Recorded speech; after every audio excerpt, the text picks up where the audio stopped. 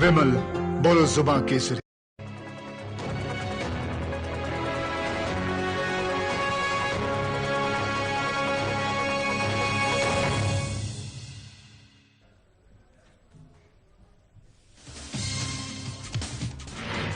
कांग्रेस की भारत जोड़ो यात्रा का राजस्थान में हुआ आगमन।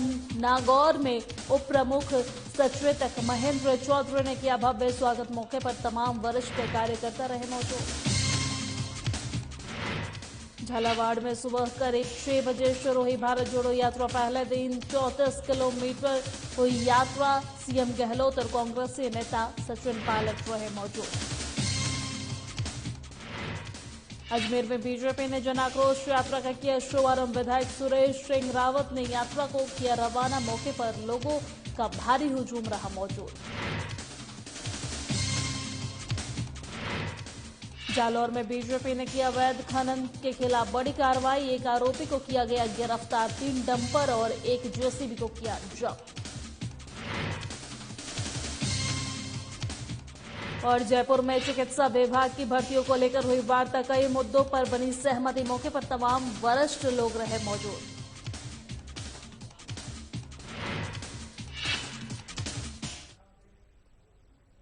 नमस्कार, स्वागत है राजस्थान के हमारे इस खास बुलेटिन में। मैं हूं आपके साथ दिव्या सिंह। खबरों की शुरुआत करते हैं। कुचामन सिटी में कांग्रेस के पूर्व राष्ट्रीय अध्यक्ष राहुल गांधी की भारत जोड़ो यात्रा पर वीरों की धरती राजस्थान आगमन पर उप मुख्य सचेतक और नवा विधायक महेंद्र चौधरी ने सैकड़ों कार्यकर्ताओं के साथ राहुल गांधी का स्वागत किया है। साथ ही राहुल गांधी के साथ कंधे से कंधे मिलाकर पैदल भी इस दौरान वो चले हैं।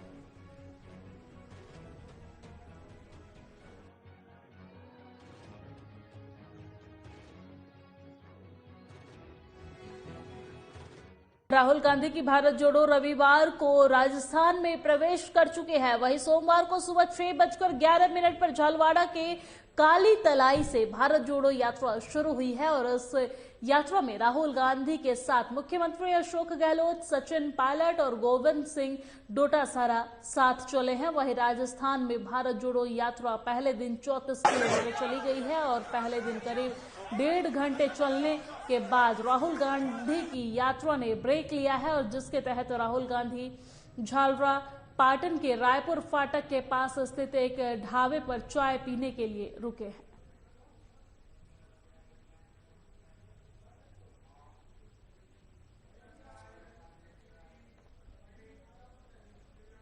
और राजस्थान प्रदेश में कांग्रेस के सरकार के 4 साल के कार्यकाल और कांग्रेस सरकार की तरफ से की गई जनता की अनदेखी और प्रशासनिक अकुशलता को आमजन तक पहुंचाने के लिए प्रदेश बीजेपी के निर्देश पर विधानसभा क्षेत्र पुष्कर में विधायक और पूर्व संसदीय सचिव सुरेश सिंह रावत के नेतृत्व में जन आक्रोश यात्रा का शुभारंभ किया गया है। वही विधायक रावत ने हरी झंडी दिखाकर यात्रा को कांग्रेस सरकार की 4 साल की विफलताओं को आमजन तक पहुंचाने के उद्देश्य से रवाना किया है। बीजेपी ने जन आक्रोश यात्रा का शुभारंभ किया है। हरी झंडी दिखाकर इस रैली को रवाना किया है और इस जन आक्रोश यात्रा के तहत लोगों को सरकार की विफलताओं को गिनवाने का काम किया जाएगा। और जालौर की भीनमाल पुलिस ने अवैध बजरी खनन और परिवहन की बड़ी कार्रवाई करते हुए 3 डंपर और एक जेसीबी को जब्त किया है। वहीं एक आरोपी को भी गिरफ्तार किया गया है। इस मामले पर थानाधिकारी लक्ष्मण सिंह चंपावत ने बताया है कि दासपा सरहद की बांडी नदी में बड़े पैमाने पर बजरी का अवैध रूप से खनन कार्य चल रहा था और जिस पर यह कार्रवाई की गई है।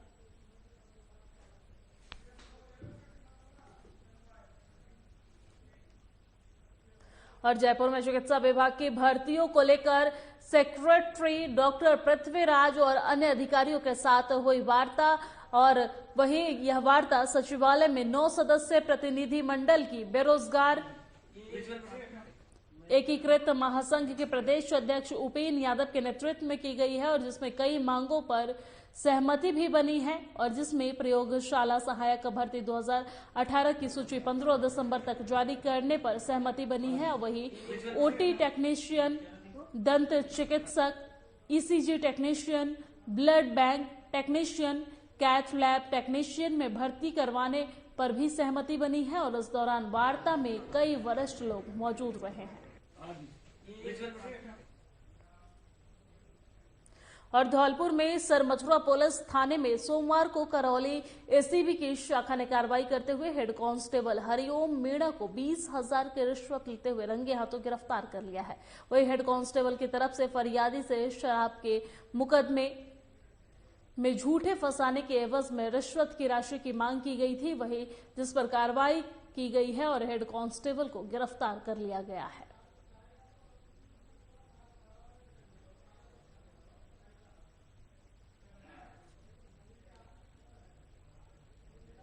और कोटा राजकीय महाविद्यालय के छात्रों ने अब तक शपथ ग्रहण समारोह नहीं होने से नाराज होकर आज कॉलेज में जमकर प्रदर्शन किया है और इस दौरान छात्रों ने कॉलेज की प्राचार्य का घेराव कर हंगामा कर दिया है और कॉलेज प्रशासन पर समारोह को लेकर राजनीति करने का आरोप लगाया है। वही छात्र संघ अध्यक्ष मनीष सामरिया का कहना है कि चुनाव के परिणाम सामने आने के कुछ दिनों बाद ही शपथ ग्रहण समारोह कॉलेज में करवाने की मांग को लेकर लगातार प्राचार्य से मुलाकात की जा रही है और वही जीते हुए सभी छात्रों ने एकजुट होकर केंद्र के एक मंत्री को मुख्य अतिथि बनाने की मांग की है, लेकिन कॉलेज प्रशासन समारोह में मुख्य अतिथि यूडीएच मंत्री शांति धारीवाल को बनाना चाहते हैं और इसको लेकर शपथ ग्रहण समारोह की तारीख निश्चित नहीं हो रही है।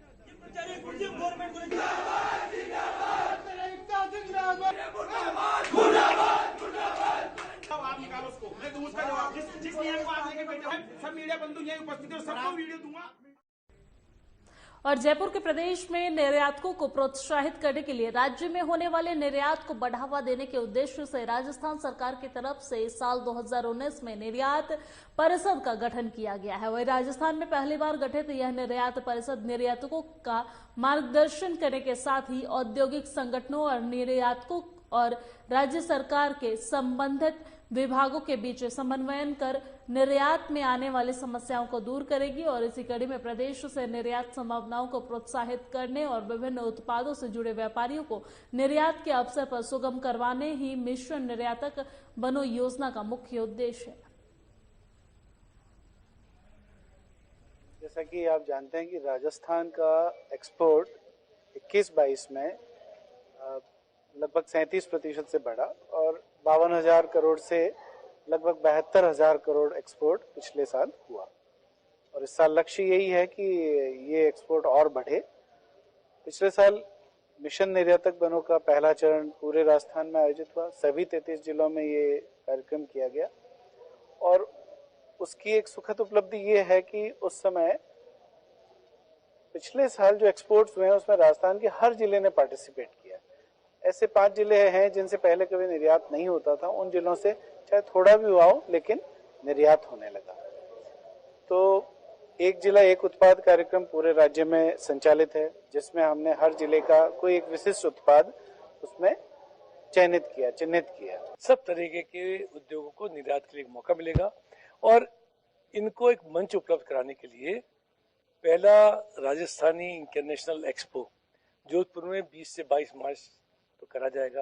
आपको मालूम है जोधपुर क्राफ्ट्स की सिटी है, जोधपुर मसालों की नगरी है, उसके निर्यातकों को मौका मिले, उनके संग संग राजस्थान के विभिन्न जिलों के निर्यातक वहाँ पे आ सकें। और मुझे खुशी है कि अब तक हमारे पास 14-15 दूतावासों से, भारतीय दूतावासों के वाणिज्य सेक्शन से ये उत्सुकता जाहिर करी गई कि हम अपने डेलीगेशन को भेजना चाहते हैं। तो मुझे लगता है कि एक बहुत सफल आयोजन होगा। आज के इस सफल कार्यक्रम के लिए मैं जो इसके आयोजक हैं उनको बधाई देता हूँ। धन्यवाद।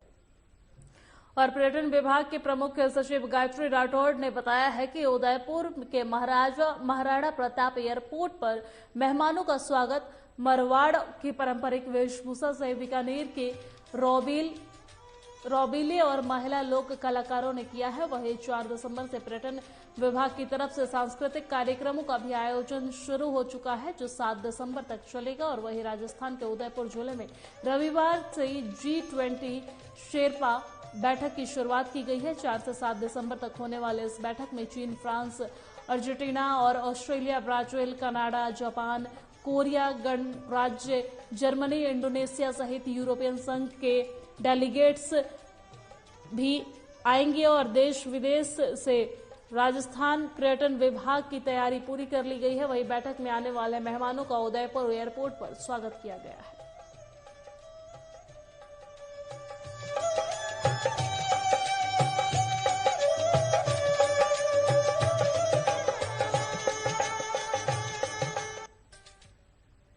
और झुंझुनू के चिड़ावा कस्बे में कस्बे में दिन हो या रात चोरी की वारदातों ने लोगों को परेशान करके रख दिया है। ताजा मामला बीती रात का है, जहां पर एक बाइक को चोर ने चोरी कर लिया है। वहीं थाने के पास से निकले इस बाइक चोर को रोकने टोकने वाला कोई नहीं था और इससे पहले भी बैंक से पैसे उड़ाने की वारदात में पुलिस के हाथ अभी तक खाली है। वही सीसीटीवी कैमरे के मुताबिक यह बाइक चोर थाने के पास से होकर गुजरा और फिर गायब हो गया है। फिलहाल पुलिस ने चोरी की एफआईआर दर्ज कर ली है और मामले की जांच कर रही है।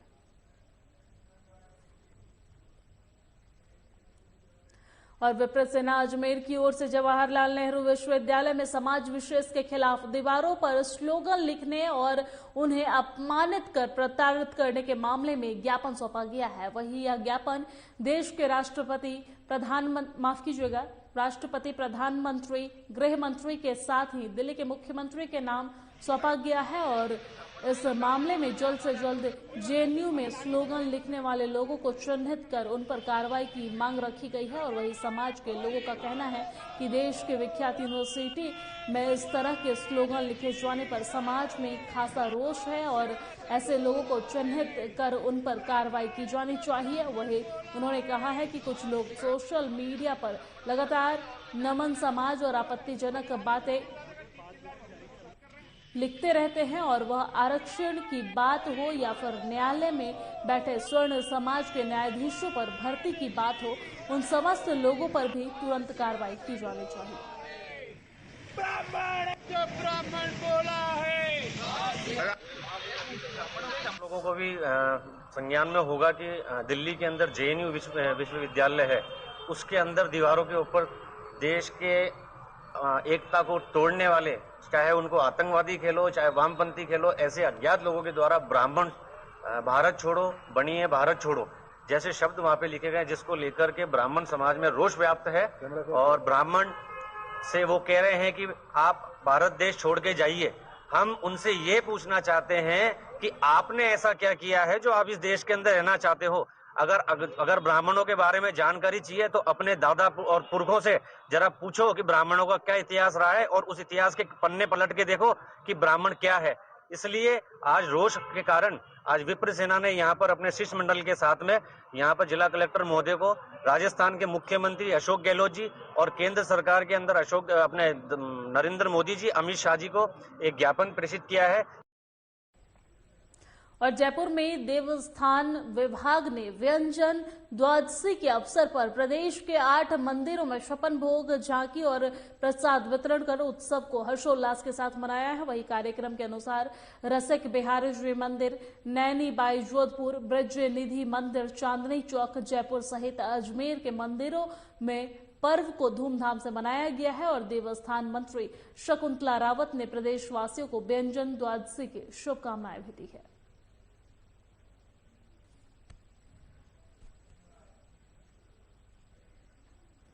और जयपुर शहर में, जोधपुर शहर में मथुरा दास माथुर अस्पताल में 10 दिन से इलाज करा रही एक महिला की रविवार को मौत हो गई है। आपको बता दें कि गंभीर हालत में महिला को जुलापाली के मारवाड़ जंक्शन से एमडीएम अस्पताल में रेफर किया गया था। आरोप है कि महिला के साथ उनके पड़ोस में रहने वाले लोगों ने मारपीट की थी और जिसके बाद उन्हें इलाज के लिए यहां लाया गया था। वही मौत के बाद डॉक्टरों ने शव को मोर्चरी में पोस्टमार्टम के लिए भिजवाया है, लेकिन उसका पति अपनी 2 मासूम बेटियों और समाजजनों के साथ धरने पर बैठा हुआ है।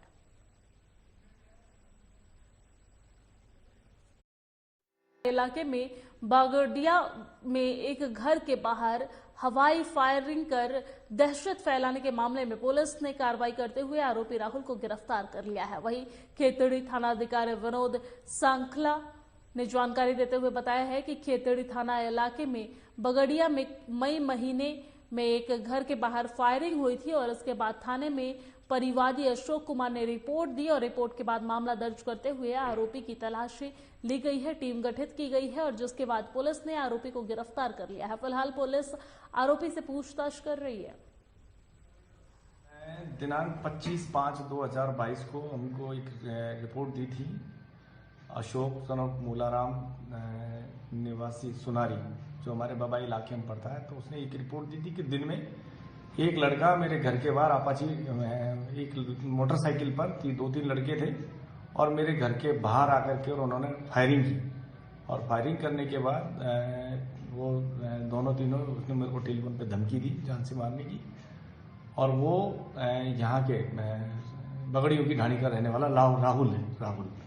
तो उसकी रिपोर्ट दी, हमने तुरंत दर्ज करके उस पर अनुसंधान सब इंस्पेक्टर रविंद्र कुमार को दिया, जिसके पीछे हमने कई दिनों से टीम लगा रखी थी, तो गिरफ्तार किया है और अभी हम उससे हथियार बरामद करेंगे। तो इसके संबंध में पीसी और सीकर के निमका थाना के कपल जिला अस्पताल में देर रात इलाज के दौरान मौत के मामले में परिजनों ने चिकित्सकों पर लापरवाही का आरोप लगाते हुए जिला अस्पताल में हंगामा कर दिया है।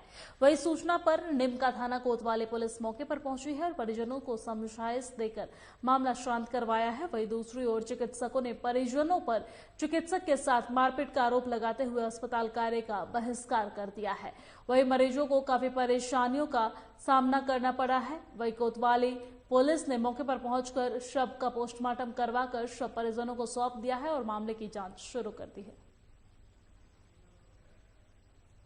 रहने से राधे श्याम सैनी निवासी करमाड़ी हॉस्पिटल में दिनांक 2/12 को भर्ती हुआ था। वो देर इलाज था और इलाज चल रहा था और कल लगभग 10:30-11 बजे उनकी डेथ हो गई थी। इससे उसके परिजन वगैरह इलाज को लेकर के आवेश में आ गए थे और डॉक्टर साहब के साथ थोड़ा मिसबिहेव हो गया था। ये सूचना में भी आया था, समझाइश कर दी गई थी दोनों पक्षों को। Not more than 1 minute. I have reached there and I see the patient was lying on bed. मतलब वो नीचे से उठा के उसको, मैंने पूछा क्या हुआ था, बोले बाथरूम गए थे, बाथरूम से आके गिर गए, एकदम से कोलैप्स हो गए। और मैंने इतनी देर में वहाँ पे पहुँच भी गया था कि वो नीचे से उठा के बेड पे लगा। मैंने उसको CPR स्टार्ट कर दिया था एज सून एज पॉसिबल। जो भी मेडिकेशन है, हमारा CPR का प्रोटोकॉल है, वो पूरा करने के बाद में भी पेशेंट को not save despite of all medical and paramedical staff effort, but unfortunately patient को डिमाइस होना भी हमारे लिए भी एक अलग चीज हो जाती है, अलग फीलिंग हो जाती है। और झुंझुनू में सेना झंडा दिवस 7 दिसंबर को मनाया जाता है, लेकिन इस बार 4 दिसंबर से पूरे महीने सेना झंडा दिवस मनाने का निर्णय लिया गया है। और इसी कड़ी में आज इसी कड़ी में नेवी डे मौके पर झुंझुनू में भी कार्यक्रमों का सिलसिला शुरू हुआ है। पहले दिन JP जानू स्कूल से शहीद स्मारक तक साइकिल रैली निकाली गई है। वही यह रैली JP जानू स्कूल से शुरू हुई है, जो Shardul market roadways bus depot होते हुए शहीद स्मारक पहुंची है। और इस मौके पर जिला सैनिक कल्याण अधिकारी कमांडर परवेज हुसैन ने बताया है कि हर साल 7 दिसंबर को सेना झंडा दिवस मनाया जाता है, लेकिन इस बार नेवी डे यानी कि 4 दिसंबर से पूरे महीने सेना झंडा दिवस मनाया गया है।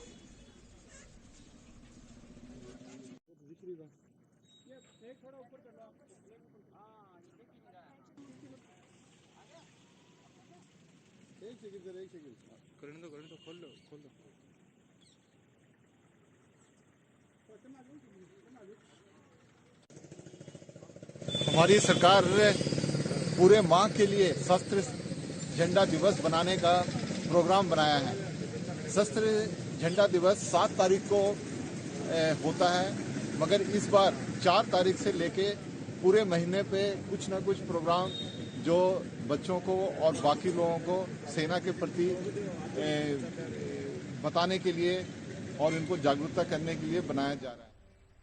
और झुंझुनू के ग्रामीण इलाकों में अब स्पोर्ट्स के प्रतिभा को निखारने का काम शुरू किया गया है। वहीं ग्रामीण इलाकों में खिलाड़ियों के फुटबॉल के प्रति रुचि नहीं होने को लेकर अब ऑस्कर फाउंडेशन ग्रामीण इलाकों में फुटबॉल खेल में प्रतिभाओं को आगे लाने के लिए काम कर रही है। और जहां खेतड़ी उपखंड के मेहाड़ से प्रशिक्षण शिविर की शुरुआत की गई है, वहीं मेहाड़ में 30 खिलाड़ियों को प्रशिक्षण दिया जा रहा है, जिसमें फाउंडेशन के सोनू किराड़ ने जानकारी देते हुए बताया है कि खिलाड़ियों को प्रशिक्षित कर अच्छा खिलाड़ी बनाने को लेकर काम किया जाएगा। वहीं ग्रामीण इलाकों की प्रतिभाओं को निखार कर नया मंच दिया जाएगा और यह प्रतिभाएं राज्य और नेशनल स्तर पर अपना कौशल दिखाएंगे।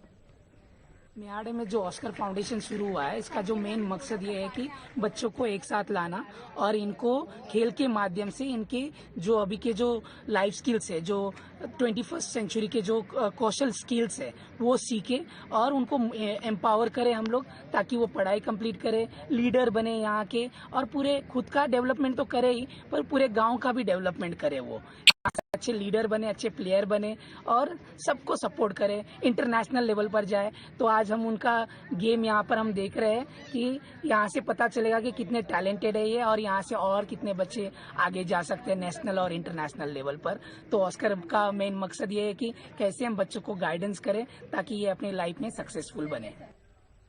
और मेरे साथ राजस्थान की खबरों में फिलहाल इतना ही। मुझे दीजिए इजाजत। नमस्कार।